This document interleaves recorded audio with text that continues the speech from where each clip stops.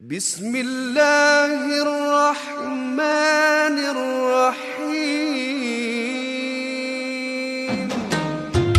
सर्दी, ये गर्मी, ये बारिश, ये धूप, ये चेहरा, ये कद और ये रंगो रूप, दरिंदों चरिंदों पे काबू दिया, तुझे भाई देकर के बाजू दिया, बहन दी तुझे और शरीके सफर, ये रिश्ते, ये नाते घराना, ये घर, ये औलाद भी दी, दिए वालिदैन, अलिफ लाम मीम काफ और ऐन गैन, ये अक्ल व ज़हानत, शऊर व नजर, ये बस्ती, ये सहरा, ये खुश्की, ये तर, और उस पर किताब हिदायत भी दी, नबी भी उतारे, शरीयत भी दी।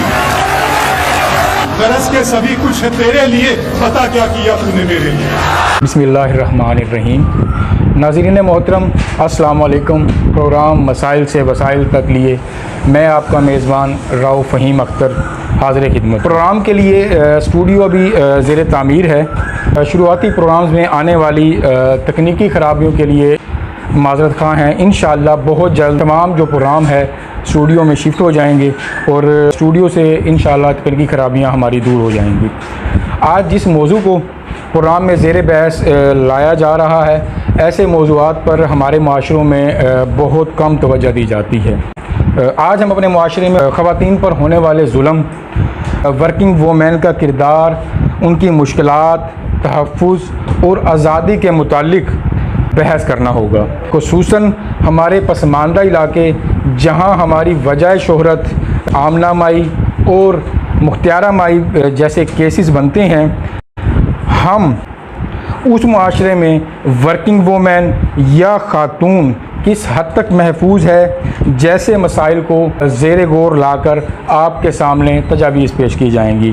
और आज हमारे प्रोग्राम की जो मेहमान शख्सियत हैं, हमारी तहसील बार एसोसिएशन की पहली खातून है जिन्होंने मुल्तान या लाहौर प्रैक्टिस करने की बजाय अपने इलाके का इंतखाब किया और तहसील जतोई में पीटीआई ख़वातीन विंग की सदर भी हैं और तहसील बार एसोसिएशन की लाइब्रेरी सेक्रेटरी भी रही हैं और इलाके की ख़वातीन के हवाले से काम करने वाली NGOs से भी मुंसलिक रही हैं। जी मोहतरमा मैडम नौशाबा अल्लाह बख्श एडवोकेट हाई कोर्ट, अस्सलाम वालेकुम मैडम। वालेकुम सलाम। मैडम क्या हाल है? ठीक है, ठीक, बिल्कुल आप सुनाएं। करम मैडम, प्रोग्राम के सिलसिले को आगे बढ़ाते हैं, सवालात की तरफ आते हैं। आपने कहाँ तक तालीम हासिल की, कहाँ तालीम हासिल की और फैमिली के बारे में नाज़रीन को आगाह कीजिएगा। मैंने FA शर सुल्तान से किया है और BA मैंने मुजफ्फरगढ़ से किया है। LLB और MA मैंने मुल्ताना BZU यूनिवर्सिटी से की। तालीम के फ़ारिग होने के बाद आप तालीमी सिलसिला आपका जैसे ही मतलब कि घर आ जाती है ख़वातीन, तो आपको वर्किंग लेडी बनने तक जो सफ़र आपका रहा है, आप वकालत वाली फील्ड में आई हैं, तो वो वाली जो मुश्किलात आपको आई हैं उसके बारे में थोड़ा लोगों को आगाह कीजिएगा।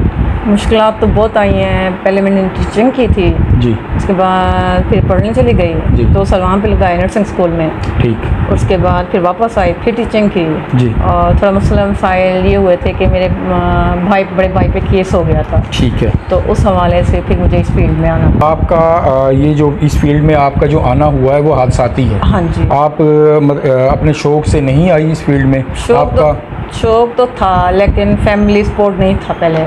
ठीक। केस हुआ तो तब जाके फिर आपका मतलब कि ये जो इस तरफ डायरेक्शन जो बनी है आपके केस के हवाले के बाद बनी। हाँ जी। ये मैं पूछना चाह रहा हूँ कि जो टीचिंग है ख़वातीन की जो ज़्यादा मतलब कि उस पर उस शोबे का सख्तियाँ ज़्यादा नहीं हैं, लेकिन जो वकालत वाली फील्ड है ये तकरीबन जो हमारे मुआशरे की सोशल ईवल्स हैं उनके ख़िलाफ़ हमने लड़ना होता है और जो हमारे इलाके में जो जराइम हैं उनके ख़िलाफ़ हमने आवाज़ बनना होता है। इस मर्दाना फील्ड में जहाँ हमारा इलाके की पसमानगी भी आपके सामने है, आपने वकालत में आके कचहरी में किन किन मुश्किलात का सामना किया? बहुत मुश्किलात का सामना किया है मैंने। मतलब लोगों की बातें सुनना, अभी भी सुनते हैं, बहुत सारी बातें सुनते हैं, लेकिन फिर भी बस चुप है। बस काफ़ी अर्सा हो गया है, 5-6 साल हो गए यहाँ पे जी, तो बस अब सुन के चुप हो जाते हैं। फूटिंग करना जैसा होती है, यानी कि हरासमेंट का औरत शिकार रही है, आप मानते हैं? हाँ जी। मतलब कि वक्तन फ़वक्तन यहाँ पे आपके मंजर आम पे जो चीज़ें हैं, जो मसाइल हैं, आपको भी पेश आए हैं? हाँ जी, सबको आते हैं, हमें भी आए हैं। जो सवाल अगला होगा वो ख़वातीन की मुश्किलात के बारे में है कि वर्ल्ड इंडेक्स में जो बताई गई हैं जिसके मुताबिक पाकिस्तान में ख़वातीन की जो आबादी है वो 52% है, लेकिन जो उनका वर्क यानी कि लेबर वर्क में जो उनका हिस्सा बनता है वो 24% बन रहा है। और जो यहाँ पाकिस्तान में जो ख़वातीन का जो तनख्वाहों की रेशो है वो मर्दों की निस्बत 74% कम है। बतौर वकील आप क्या महसूस करती हैं कि ख़वातीन को मर्दों के मुकाबले में कम पे किया जाता है, और जब ख़वातीन किसी भी शोबे में है तो हमारा मुआशरा उस पर एतमाद क्यों नहीं कर पाता? वो इसलिए नहीं कर पाता, एक तो हम मतलब ज़्यादा इस तरह बोल नहीं सकते कि जिस तरह केसेस होते हैं जैसे 376 हो गया, 370 हो गया, हम इस हवाले से खुल के ज़्यादा बात नहीं कर सकते क्योंकि हमारी पर्सनैलिटी ये शो नहीं मतलब करती है। हाँ, वो इस्लामी रवायात जो हमारी हैं उस वजह से आप खुल के सामने नहीं आ सकते। जिस तरह मेल होते हैं वो खुल के बात कर सकते हैं, हम इतनी खुल के बात नहीं कर सकते। ठीक, खुल के बात कर तो सकते हैं लेकिन हमारा माशरा में इजाज़त नहीं देता इतनी बोलने की। नहीं आप या लोग भी नहीं देते कि भाई हम इतना बोल जाएं। ठीक है, तो इस हवाले से फिर हम लिमिट में ही रह के बात करते हैं और वो लिमिट के मुताबिक ही हम फीस पे करते हैं। आप ज़्यादा मंजर आम पर ना आने की वजह से फ़ीसों का जो तनासुब है ख़वातीन में वो कम है। और मेरा जो सवाल आपसे ये होगा कि 52% आबादी के लिहाज से अगर देखा जाए तो इस फील्ड में आप सिर्फ ख़वातीन की नुमाइंदगी कर रही हैं या आप जिस किस्म के भी केस आपके पास आए आप सब केसेस करती हैं? सारे केसेस करती हूँ, ज़्यादा फैमिली और अच्छा, फैमिली मतलब कि जो है फैमिली किसी उसको आप ज़्यादा डील करती हैं। हाँ जी। तो आपसे अगला सवाल होगा वो है कि हमारे मुआशरे में जो पाकिस्तान में जो है ना वो 83% जो ख़वातीन हैं वो किसी न किसी सूरत में लेबर लाइफ गुजार रही हैं। मतलब या घर में किसी भी काम काज की सूरत हाल को देख लिया जाए या कहीं भी किसी भी खातून को देखा जाए तो उसकी जो लाइफ है वो स्ट्रगल और लेबर लाइफ उसको कंसीडर किया जाता है। हाँ जी। हालांकि हमारे मुल्क में बेनज़ीर भुट्टो जैसी जो बहादुर खातून है वो वज़ीर आज़म रही हैं और मलाला यूसुफ़ज़ई जैसी जो ख़वातीन हैं उनको बहादुरी के नाम पर नोबल इनाम भी यहाँ पे हमारे मुल्क की यानी कि नुमाइंदगी उन्होंने की है नोबल प्राइज़ में। और इसी तरह आसमा जिलानी जो हमारे ही शोबे से मुतल्लिका थी उनकी दलेरी भी आपके सामने है। और इसके अलावा तमाम जो सरकारी इदारे हैं उसमें भी 33% तकरीबन जो हमारी ख़वातीन हैं उनका जो कोटा है वो 33% है। फिर क्यों पाकिस्तानी औरत ख़ुद को मज़लूम समझती है हालांकि आज तकरीबन सभी जगह नुमाइंदगी उनकी है पड़ी? देखिए 33% चलो ठीक है मान लेते हैं सरकारी तौर पर 33% है, लेकिन हमने देखा तो नहीं है ना 33%। अब यहाँ जतोई बार में देख लें, यहाँ जजेस हैं 6 जजेस हैं, 6 के 6 मेल हैं। अलीपुर में देख लें, अलीपुर में भी यही हाल है इनका। ठीक, यहाँ ना यहाँ पे मेल फीमेल है ना वहाँ पे फीमेल है कोई। ठीक, यानी कि आपके मुताबिक जो कोटा फिक्स कर दिया गया है लेकिन उसको मुकम्मल तौर पर फिल नहीं किया गया, उसमें भी मतलब गैप है। हाँ जी। मेरा जो मैडम आपसे अगला सवाल होगा वो मैं इस्लाम के नुक्ता नज़र से होगा कि इस्लाम में ख़वातीन को बहुत बड़ा मकाम दिया गया। बतौर माँ पाँव में जन्नत दी गई है, बतौर जो बेटी है उसको रहमत कहा गया है, जो बतौर बीवी उसको नेमत कहा गया है और बतौर बहन मोहब्बत जैसे अल्फाज उसके साथ मरतूब किए गए हैं। और अल्लाह ने बेटों की परवरिश और अजर व सवाब का वादा नहीं किया, लेकिन अगर आपकी 3 बेटियां या 2 बेटियां हैं और उनकी आप परवरिश अच्छी करती हैं और उनकी शादी कर देती हैं तो अल्लाह की तरफ से जो जन्नत की ज़मानत दे दी जाती है। इसके अलावा जो हमारी शरीयत में ख़वातीन को जो एक और आज़ादी है कि वो उनकी मर्ज़ी के बगैर आप उनकी शादी नहीं कर सकती, यानी कि इतना वाज़ेह लिबरल जो स्टेप हमें इस्लाम ने दिया हुआ है। इसके अलावा शरीयत में ख़वातीन को विरासत का भी हिस्सेदार बनाया गया है। और अगर इस्लामी नुक्ता नज़र से देखा जाए तो शरीयत में विरासत से जैसे यहाँ मतलब कि अपने जो बाप की तरफ से विरासत मिलती है वो भाई का आधा हिस्सा मिलता है, ठीक है। और इसी तरह फिर आपको शोहर से भी या चौथा हिस्सा या छठा हिस्सा या 8वां जो भी है वहाँ से भी आपको मिलता है। इस तनासुब से देखा जाए तो मर्द की इक्वालिटी और औरत की इक्वालिटी बराबर हो जाती है।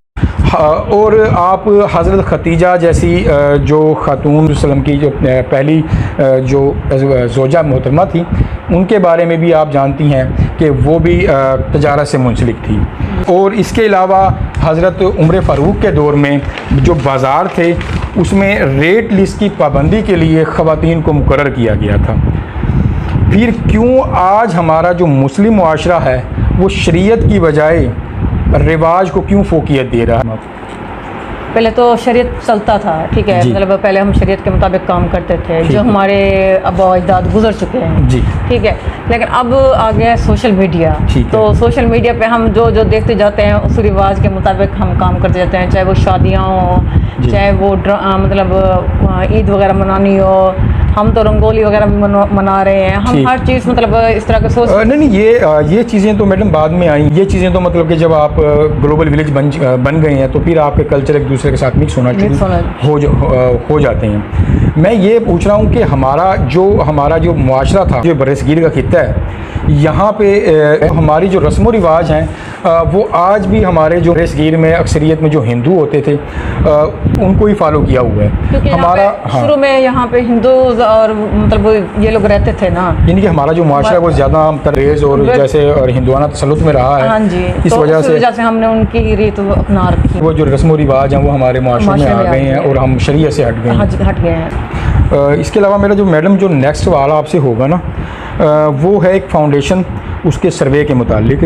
वो थॉमसन रीयूटर्स फाउंडेशन के सर्वे के मुताबिक पाकिस्तान 2011 में 6 ख़तरनाक ममालिक में शामिल था जहां ख़वातीन को ख़तरे लाहिक हैं, और नॉन सेक्सुअल वायलेंस भी जो है वो पाकिस्तान 5वें नंबर पर आता है। और वर्ल्ड बैंक की रिपोर्ट के मुताबिक यहाँ हर 3 में से 1 जो औरत है वो डोमेस्टिक वायलेंस का शिकार है। वो शोहर की सूरत में भी हो सकता है, भाई की सूरत में भी हो सकता है, वालिद की सूरत में भी हो सकता है। और आप बतौर वकील हमारे माशरे की बहुत सी ख़वातीन को आप इंसाफ दिला चुकी हैं। क्या आप दुनिया के जो हमारे बारे में ये तासुरात हैं, जो सर्वेज़ हैं, आप समझती हैं कि ये दुरुस्त हैं? नहीं, वो इस हवाले से कि एक औरत आती है, ठीक है, वो आके यहाँ कोर्ट मैरिज कर लेती है जी। ठीक है, कोर्ट मैरिज करने के बाद वो 1 माह 2 माह रहती है अपने हस्बैंड के साथ, उसके बाद फिर उनकी अलग हो जाती है। ठीक। फिर वो जाके FIR करवाती है, 15 पे कॉल करती है, उनके FIR, फिर 376 लग जाता है उन पर। ठीक। ये सारी चीज़ें फिर उनको ये चलती रहती हैं। ये माशरा है हमारा, हम गलती से सोशल जो बुराइयाँ वो ज़्यादा प्रमोट हो गई हैं। ठीक है।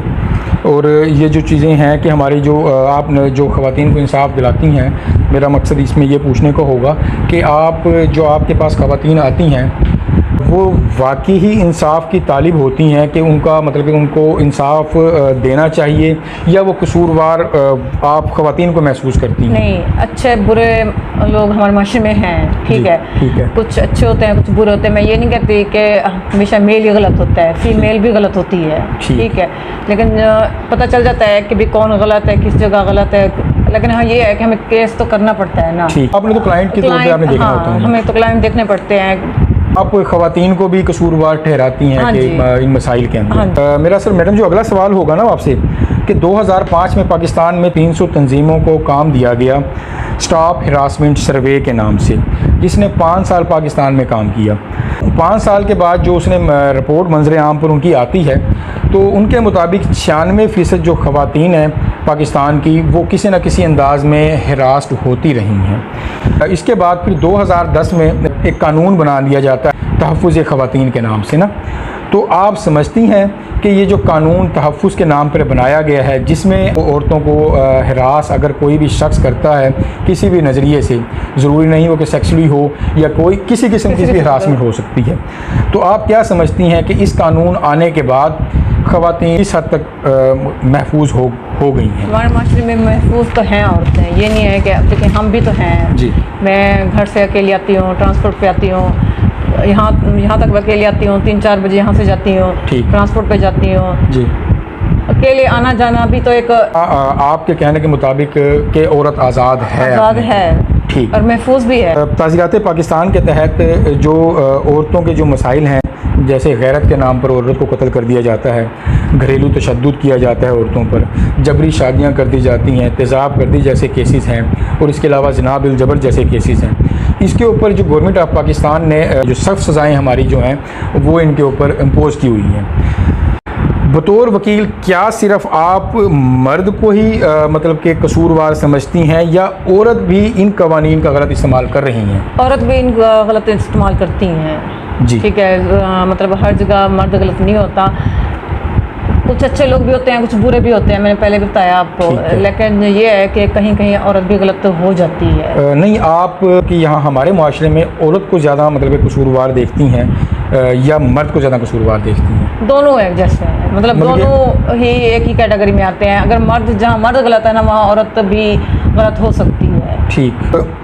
इस कदर कानून साजी होने के बाद भी औरत, जो पाकिस्तान की जो औरत है, अपने आप को गैर महफूज तस्वर कर रही है, क्योंकि आपके सामने ही जो पाकिस्तान में आजकल जो नई तहरीकें आ रही हैं, जिसमें मेरी मर्ज़ी एक तहरीक चलाई गई, फेमिनिस्ट किस्म के जो लोग हैं वो उनको ज़्यादा मतलब कि जो लिबरल माइंडेड लोग हैं वो ज़्यादा उनको सपोर्ट कर रही हैं। उनके अगर आप जलसों में अगर आप शामिल होती हैं तो आपको ऐसे ऐसे नारेबाजी नज़र आएगी जो हमारे मुस्लिम माशरों में बायस शर्मिंदगी होती है। क्या इन कवानीन मतलब जो औरत के तहफ़्फ़ुज़ में बनाए गए हैं और मुस्लिम मुआशरा जो औरत को यहाँ पर इज़्ज़त बख्श रहा है, उसके बाद हमारे यहाँ ऐसी तहरीकों की ज़रूरत पेश आती है? हाँ जी, पेश आती है। अब देखें, हमारा जिस्म हमारी मर्ज़ी में, ये तो नहीं है कि सड़कों पे जाके मर्ज़ी से नारे लगाओ, दुपट्टा ना पहनो, नकाब ना करो, वेल ना करो, कुछ भी ना करो। शरीयत के मुताबिक हमें हिजाब करना होता है ना। ठीक है, बेशक हम नकाब ना करें, ये तो हम अपने सेटिस्फाई के लिए करते हैं, ठीक है। लेकिन शरीयत में ये है कि अल्लाह ताला ने ये फरमाया है कि हिजाब तो आपका लाजमी है। अब आप सऊदी अरब में देख ले, कहीं भी आप चले जाएं, ये चीज़ें हमारे यहाँ अब मुतय्यन है, ये चीज़ें ठीक है कि औरत हमारे मुआशरे में मजलूम कंसीडर की जाती है, उसके लिए तहरीकें मुख्तलिफ दौर में मुख्तलिफ तहरीकें आती रही, क्योंकि पिछले दिनों आपने टीवी पर भी देखा होगा कि जो मेरा जिस्म मेरी मर्ज़ी इस्लामाबाद में जो शोबदाबाजी लगाई गई ख़वातीन की तरफ से, वो कोई भी मुस्लिम माशरा बर्दाश्त नहीं करता। तो आपकी नज़र में ऐसी तहरीकें हमें हमारी माशरे को सुधारेंगी या बिगाड़ेंगी या औरत को मजबूत करेंगी? आप क्या समझती हैं? मैं तो कहती हूँ सही है, मतलब होना चाहिए तंजीमें, मतलब ऐसी तंजीम नहीं होनी चाहिए कि हमें मतलब जिससे मतलब कि आप शर्मिंदगी का बायस बन सके। ठीक है, हमारे पाकिस्तान में ये चीज़ तो है ही नहीं, लेकिन पता नहीं कौन है ऐसा कि जिसने ये मतलब तंजीम बनाई है कि हमारा जिस्म हमारी मर्जी। ठीक है, मतलब हम जो है जायज़ मुतालबात होने चाहिए, जायज़ मुतालबात के मुताबिक तंजीम होनी चाहिए। ये नहीं है कि हमारा जिस्म हमारी मर्जी पे चलते हुए तंजीमें बनाते जाएँ। आप मेरा जो आपसे नेक्स्ट सवाल होगा, आप बतौर वकील नहीं समझती कि पाकिस्तान के कानून में औरत को ज़्यादा तहफ़्फ़ुज़ दे दिया गया है, जिसका इस्तेमाल वो बेशतर औक़ात गलत करती है? कि मोस्टली आपकी प्रैक्टिस में आया होगा कि पसंद की शादी की जाती है, फिर उसके बाद तलाक़ का प्रोसेस आ जाता है, उसके बाद फिर वही तलाक़ के बाद वही जो बेगम है वो 376 की कैटेगरी में चली जाती है, FIR उसमें करा दी जाती है। तो ये सारी चीज़ें क्या औरत गलत इस्तेमाल नहीं करती इसका कानून को, अपने तहफ़्फ़ुज़ के कानून को? करती है, ठीक है, क्योंकि मैंने पहले बताया आपको कि भाई कहीं कहीं अगर मर्द गलत है ना तो औरत भी गलत है। ये चीज़ें ना असल में वटे सुट्टे की वजह से पैदा होती हैं। अगर एक खुश है तो दूसरी ना खुश है, ठीक है। अगर दोनों खुश हैं तो कहीं ना कहीं ऐसे मसाइल हो जाते हैं कि वो फिर तलाक की नौबत आ जाती है, फिर 376 ही होते हैं। जो मतलब कि ख़ानदानी जो है वो दुश्मनियों की वजह से, दुश्मनियों की वजह से या तो वटा सुट्टा कर देते हैं। ठीक है। अगर एक का वटा है तो दूसरे ने भी खुश नहीं रहना, ठीक है। एक खुश रहती है तो दूसरी का ड्रामा हो जाता है शुरू, दूसरी खुश होते हैं तो पहले का ड्रामा शुरू हो जाता है। सही। इसी वजह से इनकी नौबत, फैमिली केसेस, तलाक की नौबत, हक में फिर आगे मतलब कि ये फौजदारी तक पहुंच जाती है, फौजदारी तक पहुंच जाती है, फैमिली से शुरू होते होते फौजदारी तक पहुंच जाती है। ठीक है मैडम, मेरा जो आपसे अगला सवाल होगा कि हमारे माशरे में औरत को माँ, बहन, बेटी और बहू जैसे अल्फाज से इज़्ज़त नवाजते हैं, जबकि मगरबी दुनिया में औरत को आज़ादी के नाम पर नंगा कर दिया गया है। आपके नज़रिए के मुताबिक क्या मगरबी रिवायात हमारे माशरे में औरत को मुकाम दिला सकती हैं या मगरबी जो रिवायात है वो औरत की तज़हीक हैं? नहीं, हम इन रवायत को चेंज नहीं कर सकते, क्योंकि हमारा मज़हब तो इजाज़त नहीं देता इस चीज़ की कि हम मगरबी लोगों को चेंज कर सकें। ठीक है। मेरा मैडम सवाल ये होगा कि मगरबी रिवायात से हम अपने आप को चेंज कर सकते हैं या चेंज करना चाहिए या नहीं करना चाहिए? नहीं, हमें नहीं करना चाहिए। हमारे मज़हब में इजाज़त ही नहीं देता कि हम उनके रवायात के मुताबिक हम चलें। ठीक। आप समझती हैं कि मगरबी रवायात में औरत की तज़हीक है? हाँ जी। आप मतलब किस हद तक औरत की तस्हीक किस तरह समझती हैं कि मतलब आपको मुकम्मल आज़ादी है, आप ऐसे ही रह सकते हो हस्बैंड वाइफ, मतलब यानी कि जिस तरह यहाँ पे husband wife रिलेशनशिप होते में हैं, लोग रह लेते हैं। हाँ, रिलेशनशिप होता है, यहाँ पे हमारा निकाह निकाह होता होता है, ठीक चाहे है। वो शरीत निकाह हो, चाहे वो किताबी निकाह हो, या कानूनी निकाह हो, कोई भी हो। कोई मतलब लेकिन वहाँ हम इस तरह तो नहीं, हम तो नहीं रह सकते। हमारे पाकिस्तान में इस तरह के रहने की इजाज़त भी नहीं देता, ना हमारा मज़हब देता है। अखलाकी तौर पर ये हमें इजाज़त नहीं है इस चीज़ की। ठीक, आप हमारे इलाके में देखती हैं कि औरत को मजलूम तस्वर किया जाता हाँ है, वो कौन से अवामिल आप समझती हैं कि ज़रूरी होंगे जो औरत को खुद मुख्तार कर सकते हैं हमारे माशरे में? एक तो जो 33% कोटा है उसका हमें मर्दों के बराबर हिस्सा देना चाहिए, ठीक है। दूसरा ये है कि हमारे बैंक अकाउंट्स होने चाहिए। चले हम तो कमा रही हैं, वो जो मतलब घरों में बैठी हैं, मजदूरी करती हैं, उनके लिए बैंक अकाउंट्स होने चाहिए उनके, ठीक है, ताकि वो कर्जा ले सकें अच्छे से, मतलब अपनी इस्लाह कर सकें। बिल्कुल ठीक। तो हमारे इलाके के जो मर्द हजरात हैं उनको आप क्या मशवरा देंगी हमारी ख़वातीन को प्रमोट करने के लिए?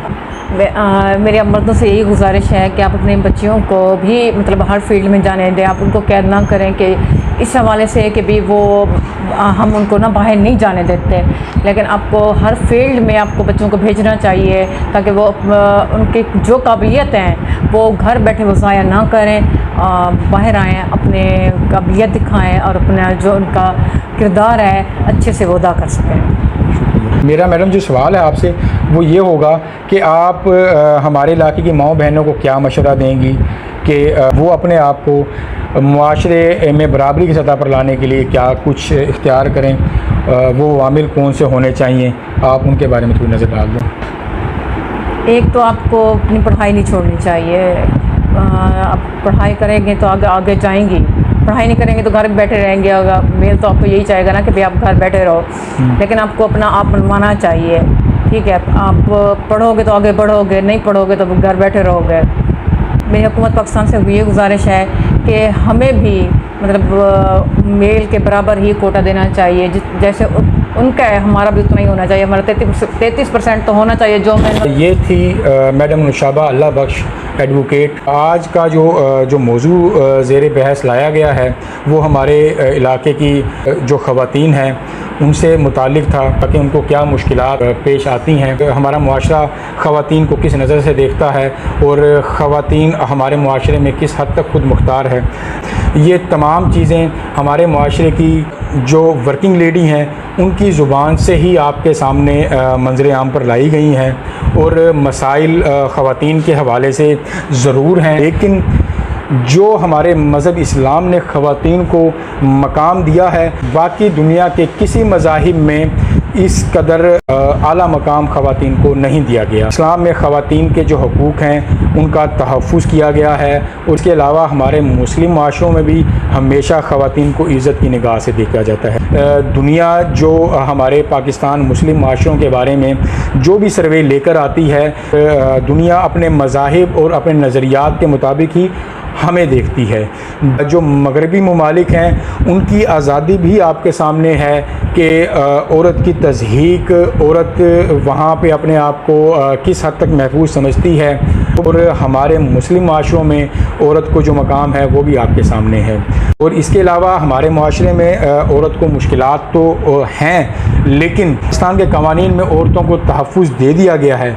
आज की औरत को जो ज़रूरत है वो सिर्फ़ और सिर्फ आगाही की ज़रूरत है, तालीम की ज़रूरत है। हमारा जो मर्दों का मुआशरा है उनसे भी मेरी गुजारिश है कि जो ख़वातीन आपको इदारों में और मुख्तलिफ़ शोबे ज़िंदगी में काम करती नज़र आ रही होती हैं, उनका सियाक़ो सबाक़ अगर देखा जाए वो बाअमर मजबूरी या अपनी काबिलियत को मंजर आम पर लाने के लिए जो घर से बाहर अपने फ़राइज़ सर अंजाम दे रही हैं। इलाके के लिए मुख्तियारा बीबी और आमना बीबी जैसे जो केसेस हमारे इलाके का दाग बने हैं, हमारी इंशाअल्लाह अगले दिनों में हमारी जो कोशिश होगी कि हम इसी तरह की ख़वातीन को मंजर आम पर लाएं जो मुआशरे में अपना पसमानदा तरीन इलाके में किरदार अदा कर रही हैं, ताकि इस किस्म के जो दाग हमारे इलाके पर लग चुके हैं उनको मिटाया जा सके